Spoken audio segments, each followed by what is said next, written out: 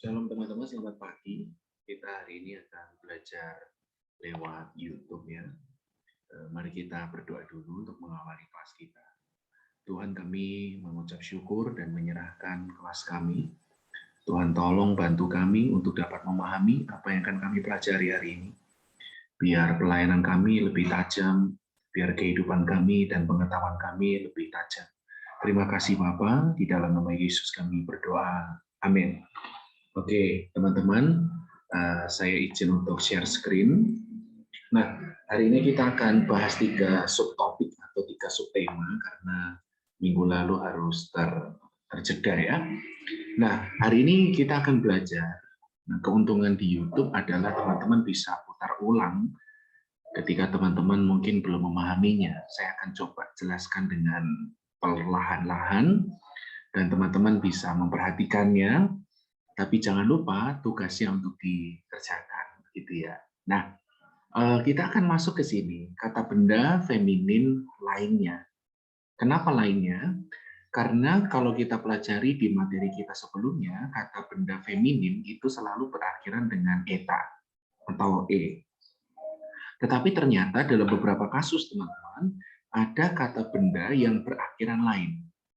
Nah, untuk memahami hal ini, kita perlu kembali ke halaman 23 kalau di modul. Ya, di modul halaman 23. Nah, ini kita lihat di sini bahwa golongan pertama dari kata benda feminin itu biasanya berakhiran eta. Tetapi ada juga kata benda yang berakhiran alfa, di depannya alfa itu huruf rho atau r. Ya, atau vokal. Sedangkan yang ketiga itu adalah kata benda feminin yang berakhiran alfa, namun didahului dengan huruf konsonan kecuali R. Nah, jadi ada 3 golongan. Yang pertama berakhiran eta, ya. Yang kedua berakhiran alfa, tapi huruf sebelum alfa adalah R atau huruf vokal. R atau huruf vokal. Sedangkan golongan ketiga adalah berakhiran alfa dan kata sebelum alfa, huruf sebelum alfa adalah konsonan kecuali R. Jadi kalau di dalam Yunani R itu masuk golongan ya satu komunitas lah dengan vokal. Gitu ya. Makanya di sini golongan kedua adalah huruf vokal atau huruf R. Dan golongan ketiga huruf konsonan kecuali R. Karena R sudah masuk ke golongan kedua. Nah, kita coba kembali ke materi kita yang tadi. Ah, ini dia. Nah, maka di sini teman-teman bisa melihat contohnya, tabelnya. Casesnya dan numbernya tetap sama, NVAGD, NVAGD. Nah, kalau kita bicara feminin berarti bukan OSE, omen, ete, usin. Ya, bukan juga OSE, on, UO, OE, OE, us, on, ois. Tetapi karena feminin, di sini adalah EES, EENSE, IIAS, on, ais. Itu golongan pertama untuk feminin ya. Kita sudah belajar teori konspirasinya. Kalau untuk maskulin kan os, e, on, uo, oi, oi, us, on, ois. Tapi karena ini feminin yang kita pelajari, maka kita pakai deklensi feminin, yaitu e, n, s, e, I, as, on, ais. Nah, itu golongan pertama. Tapi seperti tadi sudah saya jelaskan, ada golongan kedua dan golongan ketiga. Golongan kedua adalah berakhiran A, ya, atau dan kata depannya atau huruf depannya adalah vokal atau R. Maka contohnya di sini saya pakai R biar teman-teman dapat experience-nya, dapat pengalamannya. Contoh adalah kata tura. Ya, di sini tura kan bacanya. Ini dengan kata sandang. Pak Theo, kenapa kata sandangnya bukan hu?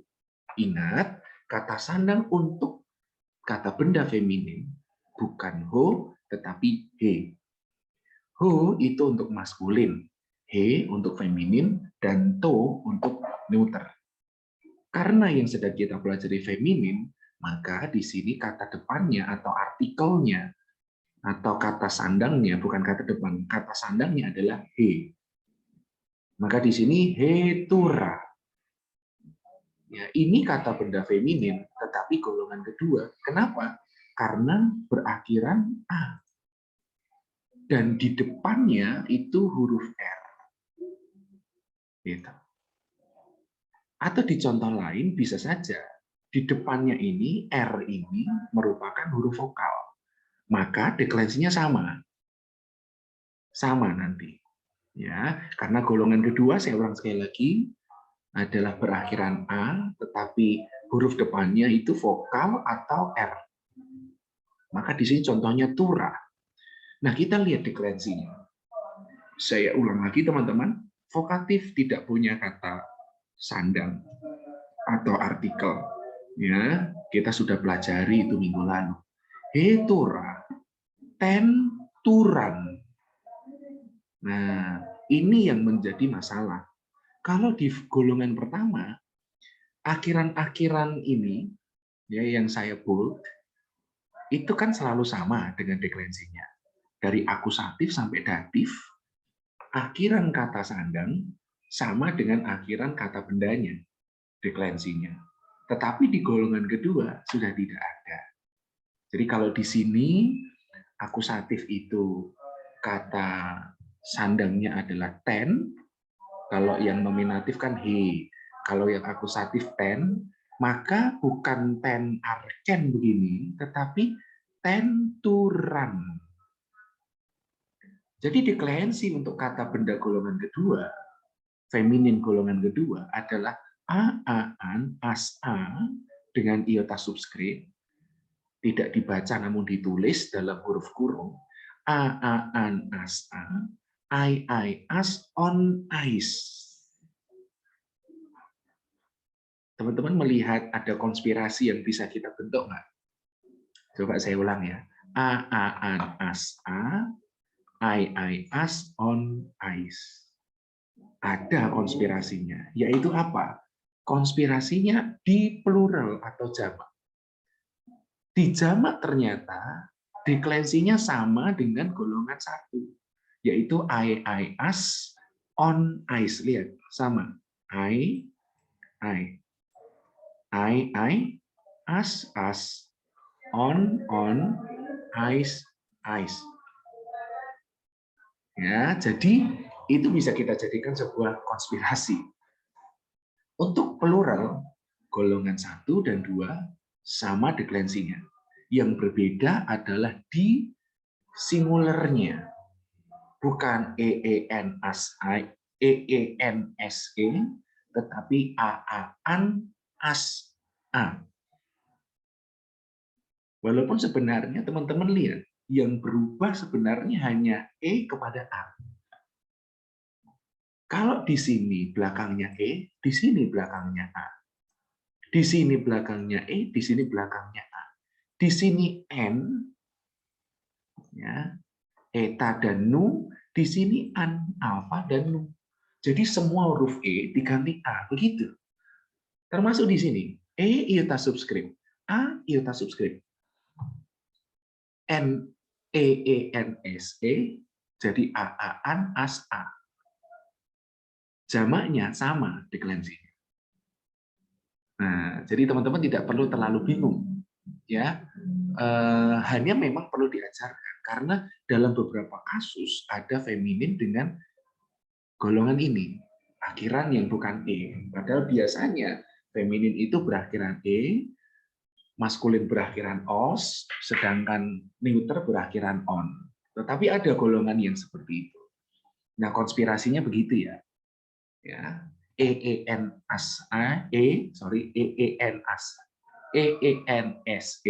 menjadi AAN as A. Sedangkan jamak sama. Nah, bagaimana dengan golongan ketiga? Golongan ketiga berakhiran alfa, tetapi huruf sebelumnya itu konsonan selain R. Karena R sudah dipakai di golongan kedua. Bagaimana deklensinya? kata sandangnya tetap sama, tidak mengalami perubahan. Nah, sekarang kita lihat deklensinya. Kita pakai contoh kata ini, glosa. Ya, dia berakhiran A, dan kata atau huruf depannya dia pakai S, sigma. Berarti kan konsonan. Ya, maka perubahannya menjadi begini. A, an, S, E, I, as, on, ice. Ternyata teman-teman, jamaknya kita bisa konspirasi lagi. Jamak golongan 1, 2, atau 3 deklensinya sama, yaitu I, us, on, ice. I, us, on, ice. Sama.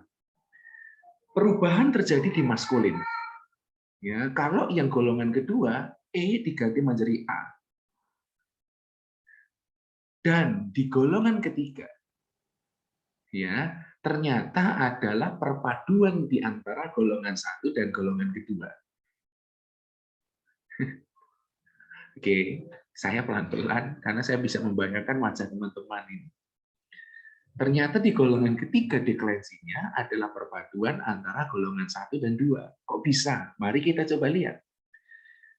Untuk golongan ketiga, dari nominatif sampai akusatif, itu deklensinya sama dengan golongan 2. Di sini A, di sini juga A. A, an, di sini an. Jadi nominatif sampai akusatif itu deklensinya sama dengan golongan kedua ini. Tetapi untuk genitif dan datif, deklensinya ternyata sama dengan golongan 1. S, di sini S. E dengan iota subskrip, di sini E dengan iota subskrip. Jadi an SE itu untuk golongan ketiga. Ya, teman-teman ya, itu konspirasinya seperti itu. Oke, teman-teman memahaminya ya. Untuk plural atau jamak semuanya sama. I, us, on, ice. Oke, jadi teman-teman perlu memahami hal ini. Ini kata benda feminin lainnya, yaitu golongan 2 dan golongan 3. Ini seperti sudah saya katakan tadi. Akhiran plural ketiga golongan itu sama, ya. Akhiran singular untuk tunggal kata tura itu sama dengan akhiran kata arke, tetapi huruf e diganti dengan huruf a. Semua yang sudah kita pelajari tadi konspirasinya. Oke. Nah, kita sekarang lanjut. Nah, di sini ada daftar kata-kata, berarti ada latihan. Nah, lihat teman-teman di sini, itu ada daftar kata-kata, semua huruf feminin ini kata benda feminin ini, berakhiran A, ya, hanya kita lihat, ada beberapa kata yang di sebelum huruf A itu vokal, ya, ada juga yang konsonan. Oke, ini kata bendanya, silahkan nanti dipakai untuk latihan. Kebanyakan di sini depannya huruf vokal sih, golongan kedua. Kebanyakan di sini. Nah, tapi ini ada juga nih yang golongan ketiga. Ini modelnya begini golongan ketiga. Kenapa? Karena belakangnya alfa, tapi sebelum alfa itu konsonan. Kalau ini jelas golongan 2, karena sebelum alfa R. Dia konsonan tapi masuk golongan ke-2. Ini golongan ke-3. Ini golongan ke-3. Gitu. Ya. Jadi nanti teman-teman akan memperhatikannya. Ingat, kalau dia golongan kedua, deklensinya harus ikut yang ini ya, yang di sini ya. Dan kalau golongan 3 baru ikut yang di sini. Jangan salah. Oke. Nah, jadi dia masuk. Jadi teman-teman nanti lihat dia masuk golongan apa dulu, golongan keberapa. Begitu sudah mengidentifikasi golongan 2 atau golongan 3, atau mungkin golongan 1 gitu ya. Nah, teman-teman baru bisa menentukan deklensinya seperti apa. Oke, nah karena saya sedang berbaik hati teman-teman, kerjakan saja yang nomor 1 ini. Jadi dari Yunani ke Indonesia, transliterasi saja yang teman-teman kerjakan ya. Ini, yang ini tidak usah. Oh, baik toh.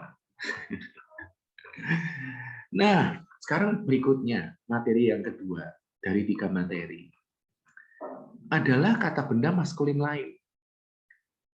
Kalau feminin tadi juga punya feminin lain yang berakhiran A, ternyata kata benda maskulin juga punya golongan 2 dan golongan 3, teman-teman. Kalau golongan 1 itu kita sudah pelajari os ya, akhirannya. Os e on uo, oi oi us on ois. Os e on uo, oi oi us on ois. Ya. Nah, kalau golongan 3 bagaimana? Nah, lihat di sini. Kata sandangnya dia pakai ho. Kenapa ho? Karena ho memang kata sandang untuk kata benda maskulin. Maka dia pakai ho. Nah, sekarang lihat di sini teman-teman. Ini kan contohnya logos. Kita lihat di sini. Contoh untuk kata benda golongan kedua, kata benda maskulin golongan kedua, dia tidak berakhiran os, tetapi berakhiran s, eta sigma. Sedangkan golongan 3 berakhiran as. Contoh di sini adalah propetes. Nabi ini, propet. Ya, atau nubuatan. Propetes. Bagaimana deklensinya? Untuk kata sandangnya sama, ho, ton, tuto, ya, oitus, ton, tois. Sama di sini. Di sini juga sama, tidak ada perbedaan. Kata sandang. Yang mengalami perbedaan adalah kata bendanya. S, A, N, U, E. Ya. S, A, N, U, E. I, us, on ice. I, us, on ice. Teman-teman familiar enggak dengan deklarasi I, us, on ice? Sama dengan feminin. Wah, ini memang lebih ribet daripada yang feminin, yang maskulin. Dan biasanya di dunia nyata ya, yang ribet cewek ya. Feminin kan cewek biasanya diidentifikasi begitu. Yang maskulin nggak ribet-ribet banget. Tetapi di Yunani ternyata maskulinnya lebih ribet. Kata benda maskulinnya lebih ribet. Ya, beda. Lihat di sini, ya. Os e on uo menjadi s a n u e, oi oi us on ois menjadi I us on ice, sama dengan feminin. Ya, deklensi di plural itu sama dengan feminin ternyata. Nah, kalau yang untuk golongan ketiga, as, a, an, u, a dengan iota subskrip. Nah, ini memang cukup sulit untuk dihafalkan kalau kita hafalkan semua ini. Tapi kalau teman-teman mau, bisa saja teman-teman menghafal ini, deklensi ini. Kalau teman-teman sangat tertarik dengan bahasa Yunani. Tapi kalau memang kita kesusahan menghafal, karena teman-teman juga kuliah yang lain, maka saran saya, kita sudah belajar teori konspirasinya yang membantu, dan teman-teman simpan ini modul dengan baik, supaya teman-teman tidak kesusahan ketika harus mengerjakan. Ya, os, es, as nih. Os, es, as. Oke, coba kita lihat ya keterangannya. Keterangan akhir ini diperhatikan karena memang berbeda-beda. Akhiran kata benda maskulin jamak golongan 2 dan 3 sama. Bahkan sama dengan yang feminin. Gitu. Nah, ini makanya saya tulis di sini. Akhiran kata benda maskulin singular tunggal golongan 2 dan 3, khususnya vokatif dan genitif, perlu mendapat perhatian karena memang berbeda. Gitu. Ya, teman-teman ya. Nah, ini keterangan-keterangan nanti teman-teman bisa baca. Jadi ini adalah deklensinya. Golongan pertama os, golongan kedua s, golongan ketiga as. Os, s, as. Deklensinya seperti ini. Oke. Nah, teman-teman, loh, ada daftar kata-kata. Di sini lihat, S. Berarti dia golongan kedua. Sedangkan di sini as. Berarti dia golongan ketiga. Deklensinya harus berbeda. Tidak bisa sama dengan os. Karena beda. Ini semua tidak ada yang os. Nanti teman-teman bingung. Wah, osnya kan os e on uo oi oi us on ois. Tapi ini nggak ada osnya, Pak. Nah, karena dia golongan kedua dan ketiga. Di sini ada latihan teman-teman, dan karena saya baik hati, maka kerjakan saja yang nomor 2. Nomor satunya tidak usah. Jadi balance ya. Ada mengerjakan dari Yunani ke Indonesia, ada juga mengerjakan dari Indonesia ke Yunani. Inilah justru nomor 2 ini yang akan sangat menolong saudara untuk memahami deklensinya. Oke, sip. Jadi dikerjakan aja nomor 2. Itu ya teman-teman ya. Kalau masih belum paham nanti diputar-putar, diulang-ulang sampai teman-teman paham. Nah, ini yang harusnya minggu ini kita belajar ini saja, tapi karena kemarin kosong, jadi kita rangkum. Jadi nggak apa-apa ya teman-teman ya kalau tugasnya lebih banyak. Tapi nanti jadi lebih pinter. Nah, preposisi atau kata depan itu adalah kata yang ditaruh di depan kata benda. Ternyata bukan hanya kata sandang atau artikel yang bisa ditaruh di depan. Ada juga yang disebut sebagai kata depan atau preposisi. Oke, nah apa gunanya preposisi? Kalau artikel kemarin atau kata sandang teman-teman itu kan memberikan arti itu. Ho logos, firman itu. Ho anthropos, manusia itu. Ho apostolos, rasul itu. Ya kan? Ho itu memberikan itu. Meskipun di beberapa kasus ho itu teman-teman menunjukkan bahwa pribadi yang dijelaskan itu merupakan sesuatu yang utuh. Contoh, ho theos, Tuhan itu, kata artikel ho, itu menunjukkan Tuhan itu atau theos itu adalah sesuatu yang utuh. Tidak sebagian. Maka ketika Thomas berkata, ya Tuhanku, ya Allahku, ho kurios, ho logo, ho theos, ya Allahku, ho kurios, ya Tuhan, ya Tuhanku, itu ho kurios, ya Allahku, ho theos. Nah, itu adalah sebuah statement yang jelas menunjukkan ketuhanan Yesus. Meskipun tidak keluar dari mulut Yesus sendiri, tapi bagi saya, kalau pengakuan Yesus adalah Tuhan muncul dari Yesus, maka Yesus tidak ada bedanya dengan Lia Eden, dengan Lord Rangga yang mengaku-ngaku. Tapi kalau pengakuan itu datang dari orang lain, nah itu justru lebih meyakinkan kita. Gitu. Maka jangan terjebak dengan pertanyaan dari Dr. Zakir Naik.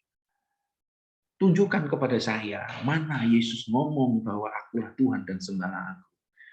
Maka kalau saya akan menjawab tidak perlu Yesus yang bicara, karena itu bisa saja main klaim pribadi. Justru pengakuan itu muncul dari para rasul. Salah satunya yang paling jelas Thomas. Ho kurios, ho theos. Ya Tuanku, ya Allahku. Wah itu jelas. Oke. Nah, itu sedikit selingan. Nah, kata depan ini, teman-teman, fungsinya adalah menentukan arah, lokasi, waktu, atau posisi, atau keterangan lain dari kata benda itu. Kalau nanti teman-teman meneliti secara eksegesis, maka kata depan ini punya posisi yang sangat menentukan gagasan. Ya, dalam teks Perjanjian Baru, preposisi dipakai bersama-sama dengan kata benda dengan kasus tertentu sehingga memunculkan makna yang khusus. Makna yang khusus. Ya. Nah, ini ada beberapa preposisi. Dan ini adalah kasus yang mengikutinya. Kasus itu cases ya, NVAGD. Nominatif, vokatif, akusatif, genitif, datif. Itu case-nya, kasusnya. Nah, ketika preposisi ana diikuti kasus akusatif, akusatif itu berarti NVA, kata benda sebagai objek.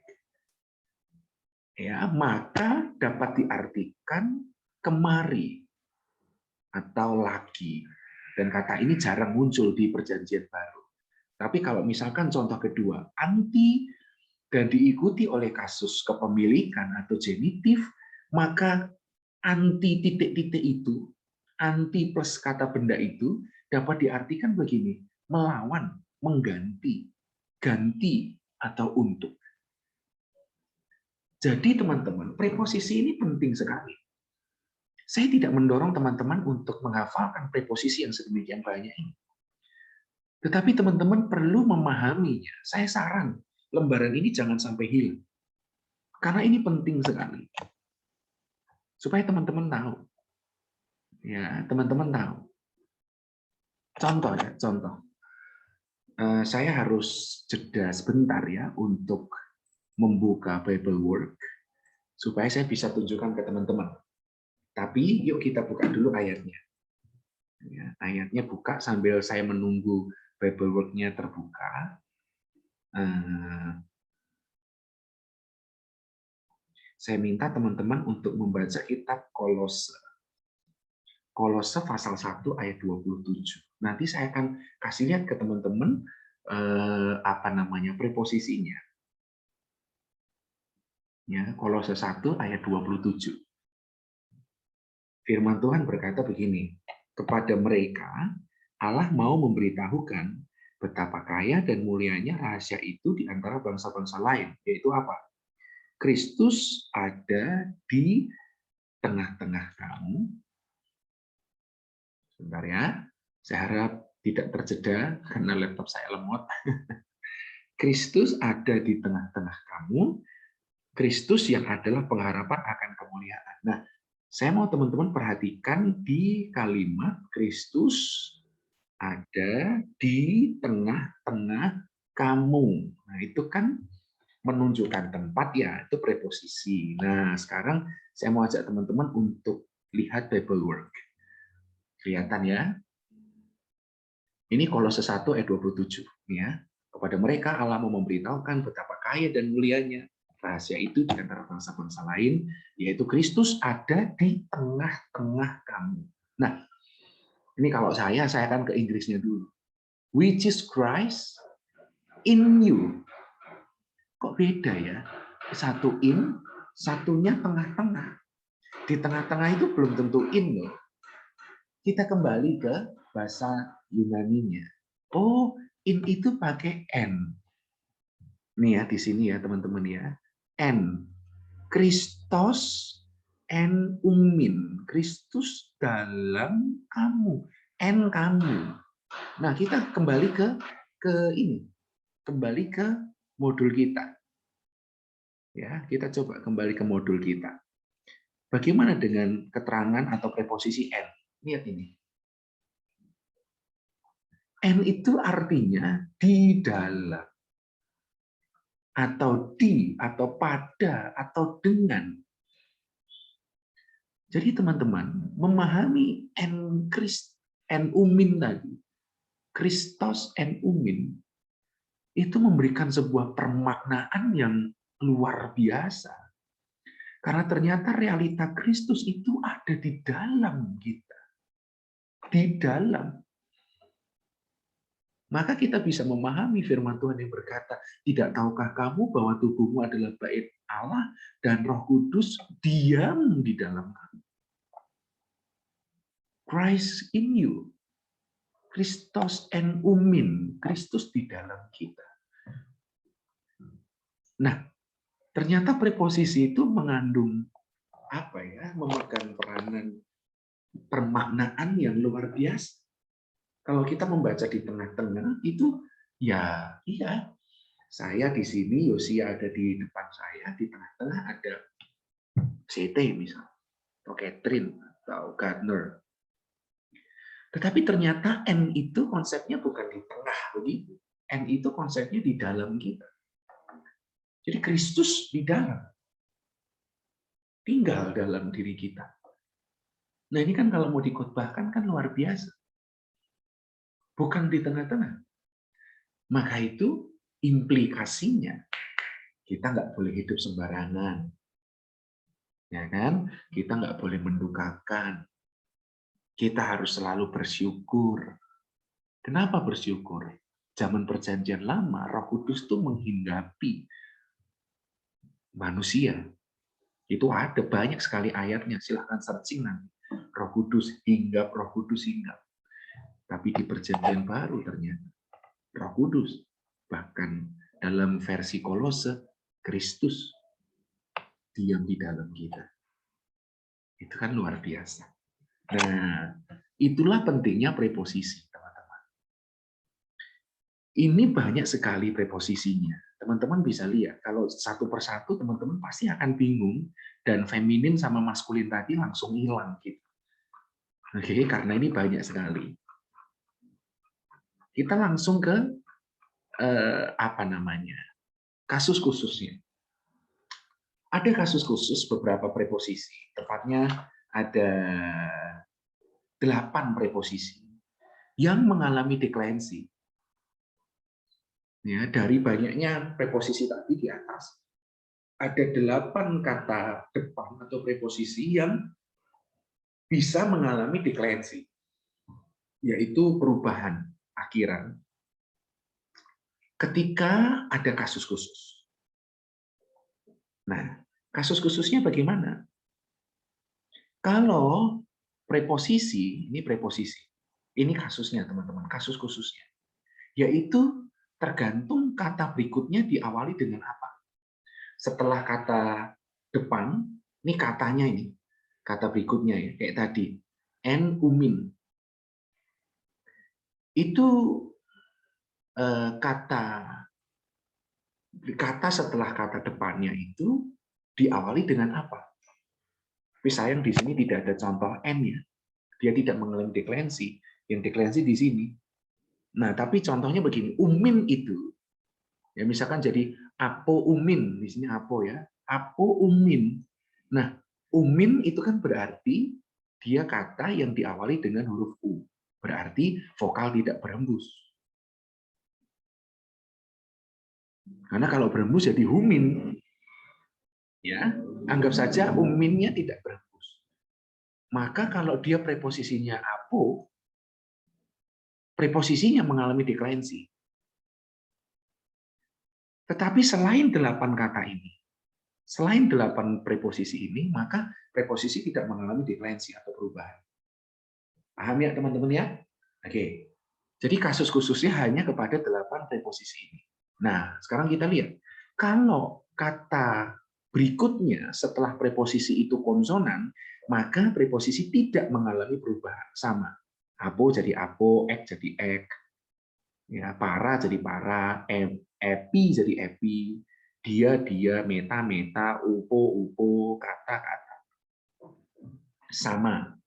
Tetapi akan mengalami perubahan apabila setelah preposisi itu merupakan huruf atau kata yang diawali dengan vokal hembus.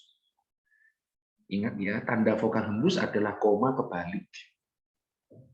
Maka ketika preposisi dan kata berikutnya adalah vokal hembus, apo berubah menjadi ap. Ya, itu dia. Ek, x. Para berubah menjadi par. Ya, and p jadi ep, ph. Dia jadi di. Oke. Meta jadi map.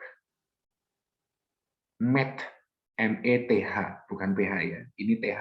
METH, met. Met ada hanya. Upo jadi up, PH. Kata jadi kat, KATH. Ini kalau kata berikutnya diawali dengan vokal hembus. Tetapi kalau diawali dengan vokal tidak berhembus, contohnya umin tadi, maka apo berubah menjadi ap. Ya. Ek jadi x, ini di sini sama. Par jadi par. Nah, ini yang beda. Ep ya EPH berubah di sini, kalau di sini EPH, di sini EP saja. Hilang I-nya. Ini kan EPI, di sini EP. Nah, ini kasus khususnya.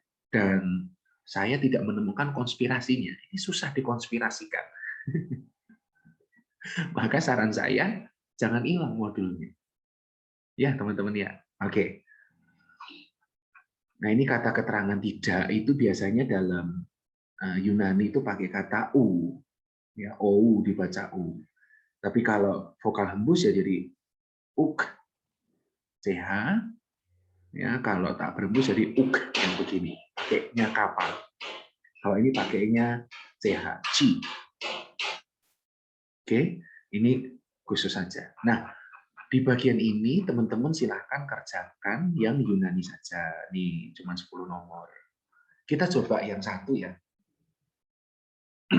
Ho apostolos didaske ente ecclesia. Ho apostolos didaske ente ecclesia.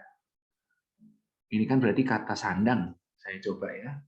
Spontan kata sandang, ini kata benda, ini kata kerja, ini N jelas berarti dia preposisi.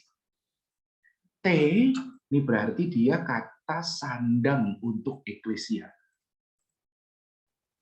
Oke, T ini berarti feminin kan? Ini belakangnya iya. Oke, belakangnya iya. Oh, berarti dia maskulin di sini. Sorry, dia maskulin. Karena belakangnya iya ya. Oke, sebentar saya coba buka. Maskulin atau feminin. Bentar ya, teman-teman. Karena dadaan nih. Biasanya kalau teman-teman nggak dikasih kerjakan bareng bersama kan teman-teman nggak kenal. Oh, betul, maskul. Oh, bukan. Eklesia itu berarti feminin, betul, berakhiran A. Ya, berakhiran A yang diawali dengan huruf vokal. Ya kan? Ini feminin. Kalau yang maskulin tadi itu belakangnya golongan 2 adalah S, golongan kedua adalah as. Nah, ini kata feminin. Maka di sini feminin kan pasti ini. T itu berarti datif. Datif ini eklesia. Ini berarti datif singular. Ya. Ini singular datif. Golongan kedua. Kenapa bisa singular datif? Karena kata sandangnya dia pakai T. T dengan iota subskrip. Dan kita bisa menduga ini tujuan. Datif kan tujuan ya. Karena mengajar ente eklesia. Maka ini pasti datif singular di sini. Nah, sekarang coba kita artikan ya. Ho apostolos itu kan berarti rasul itu karena ada ho-nya. Ho apostolos, didaske mengajar, n tadi apa? Di dalam. T eklesia berarti bait suci atau gereja itu. Nah, gerejanya itu datif. Karena di sini kita bisa dapat keterangan dia punya kata sandang E dan dia belakangnya A. Oke. Tuh. Nanti silakan dicek kalau nggak percaya. Ya, silakan dicek di kolom femininnya. Feminin golongan kedua. Nah, apalagi ada A, iota subskrip, wah jelas ini. Ini jelas sudah datif. Karena kan konspirasinya A, an, as. A, ya, I, as on ice. A, an, as, I, as on ice. Maka di sini A iota subskrip. Nanti teman-teman cek di halaman berapa? Halaman 30 ya, bahwa teman-teman akan tahu ini adalah kata benda feminin lainnya golongan kedua dan T eklesia ini berarti dia singular datif. Jadi ho apostolos, rasul itu ini maskulin berarti golongan pertama karena belakangnya os, didaske mengajar, N ini preposisi di dalam T eklesia. Gereja itu sebagai datif. Pak Theo, apa harus mengerjakannya ditulis maskulin femininnya? Tidak usah. Kerjakan saja artinya. Tapi teman-teman jadi tahu ya bahwa kata iya di sini, kata ini, kata sandang ini, os di sini, itu menunjukkan bahwa ada kata benda, 3 jenis kata benda, yaitu feminin, maskulin, dan neuter, dan masing-masing itu punya golongan-golongan. Nah, sekarang kita coba refresh ya, didaske. Didaske ini berarti apa artinya, teman-teman? Kata kerja. O-S-E, omen, ete, usin. Berarti kan ini orang ketiga tunggal. Ya kan? Karena OSE, omen, ete, usin. Berarti karena dia belakangnya atau deklarasinya adalah E, berarti kita tahu ini kata kerja yang dilakukan oleh orang ketiga. Maka bisa diartikan apa? Orang ketiga, tunggal, dia. Ya, berarti kan begini, rasul itu dia sedang mengajar di dalam gereja itu. Kenapa harus ada gereja itu? Ada kata sandangnya T. Rasul itu dia sedang mengajar. Kata dianya tuh dari mana, Pak? Dari E ini. Dikerjakan oleh orang ketiga. Rasul itu dia sedang mengajar di dalam gereja itu. Nah, itu nomor 1. Nah, teman-teman kerjakan nomor 2 sampai 10 ya. Oke. That's all, teman-teman, kita selesai. Ya, terima kasih, selamat belajar, tetap semangat, selamat mengerjakan tugasnya. Kita jumpa lagi minggu depan. Tuhan berkati ya, kita berdoa. Kami bersyukur Tuhan untuk kelas kami hari ini, pimpin supaya kami bisa mengerti dan menangkap semuanya dengan baik. Kami percaya Tuhan, Roh Kudus-Mu akan menolong kami. Di dalam nama Yesus kami berdoa. Amin. Dadah teman-teman, Tuhan memberkati.